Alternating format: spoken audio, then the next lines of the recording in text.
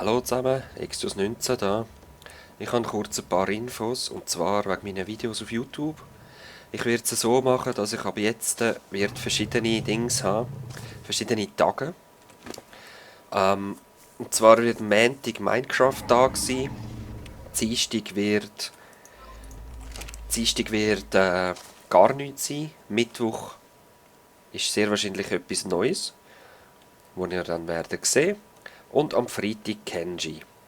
Ich muss das ein bisschen anfangen so machen, weil sonst lade ich alles quer hoch und das ist dann auch nicht wirklich lustig, oder?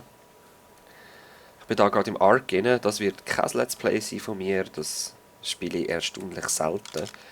Und ich kann einfach etwas nutzen, was ich sonst nicht mache, ja, zum dieses Video machen kurz. Also, wir sehen uns wieder in einem anderen Game.